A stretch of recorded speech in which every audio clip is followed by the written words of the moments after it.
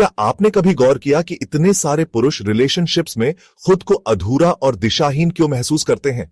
क्या कोई ऐसी गुप्त सच्चाई है जो उन्हें पीछे खींच रही है? हकीकत यह है कि कुछ जिंदगी बदल देने वाले सच वक्त रहते समझ नहीं आते और यही गलती पुरुषों को भारी पड़ती है। इस वीडियो में हम आपके साथ शेयर करेंगे पुरुषों और महिलाओं के रिलेशनशिप से जुड़े 6 ऐसे दर्दनाक सच जो न सिर्फ आपके रिलेशनशिप को हैंडल करने का नजरिया बदल देंगे, बल्कि आपको एक हाई वैल्यू मैन बनने का रास्ता भी दिखाएंगे।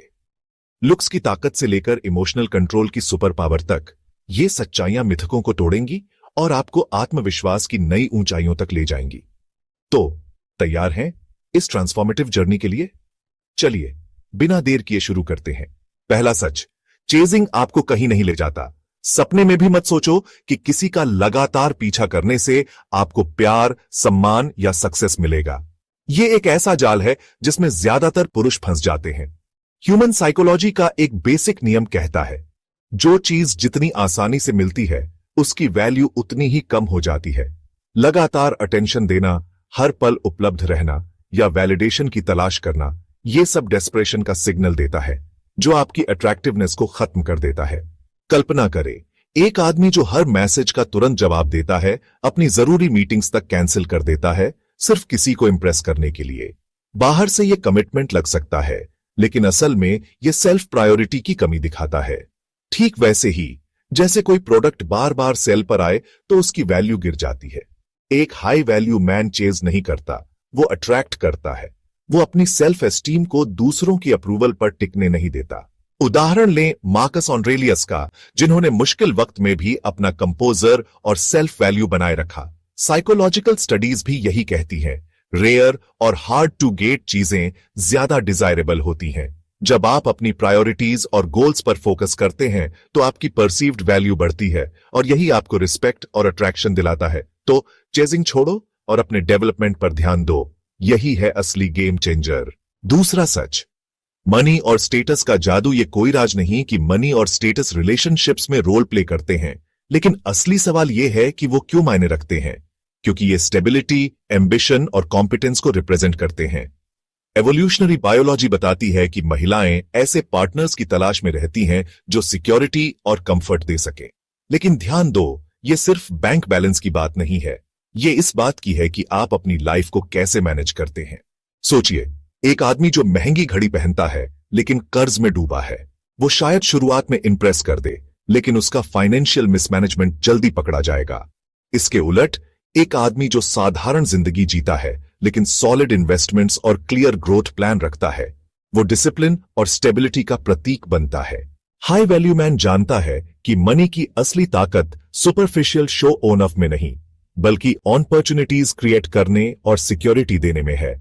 कंटिन्यूअस एजुकेशन, हेल्थ और मीनिंगफुल कनेक्शंस में इन्वेस्ट करने से स्टेटस अपने आप बनता है। स्टेटस का मतलब सिर्फ लग्जरी कार नहीं, बल्कि एक ऐसा कॉन्फिडेंट पोस्चर है जो आपकी कॉम्पिटेंस और विजन को रिफ्लेक्ट करता हो। जब आप अपने रिसोर्सेज को लॉन्ग टर्म गोल्स के लिए यूज करते हैं तो आप न सिर्फ रिस्पेक्ट कमाते हैं, बल्कि अपनी सेल्फ वैल्यू को भी सॉलिड करते हैं। तीसरा सच, अपीयरेंस आपका पहला स्टेटमेंट है। कहते हैं पहला इंप्रेशन आखिरी इंप्रेशन होता है, और इसमें आपकी अपीयरेंस का रोल सबसे बड़ा है। स्टडीज बताती हैं कि लोग कुछ सेकंड्स में ही आपकी कॉम्पिटेंस, रिलायबिलिटी और सक्सेस को आपकी विजुअल प्रेजेंटेशन से जज करते हैं। अपीयरेंस सिर्फ फेस की बात नहीं, ये डिसिप्लिन, सेल्फ केयर और सेल्फ रिस्पेक्ट का रिफ्लेक्शन है। एक आदमी जो रेगुलर एक्सरसाइज करता है, शार्प हेयर कट रखता है और अपने स्टाइल से कपड़े पहनता है, वो न सिर्फ अच्छा दिखता है, बल्कि ये मैसेज देता है कि वो खुद को वैल्यू करता है।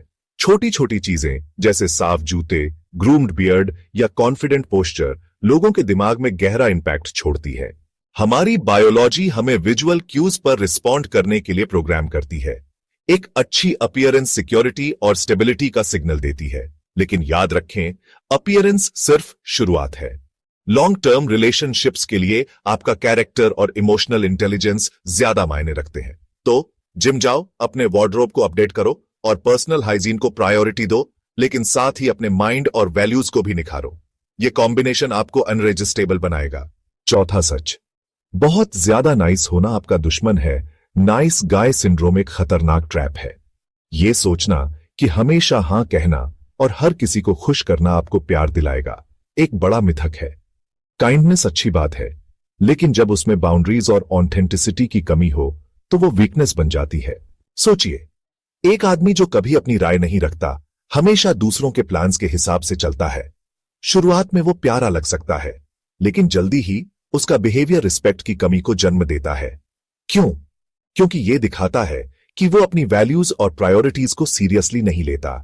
जेन्युइन काइंडनेस वैल्यूज से आती है, न कि रिजेक्शन के डर से। एक हाई वैल्यू मैन जरूरत पड़ने पर ना कह सकता है, क्योंकि वो अपनी सेल्फ वैल्यू को समझता है। बाउंड्रीज सेट करना रूडनेस नहीं, बल्कि सेल्फ रिस्पेक्ट का सिग्नल है। जब आप अपनी प्रायोरिटीज को क्लियर करते हैं, तो आप न सिर्फ रिस्पेक्ट कमाते हैं, बल्कि म्यूचुअल रिस्पेक्ट पर बेस्ट रिलेशनशिप्स बनाते हैं। पांचवां सच, इमोशनल सेल्फ कंट्रोल आपकी सुपर पावर है। इमोशंस को कंट्रोल करना सिर्फ इंटरनल पीस ही नहीं देता, बल्कि आपकी एक्सटर्नल रिस्पेक्ट और इन्फ्लुएंस को भी बढ़ एटीए है।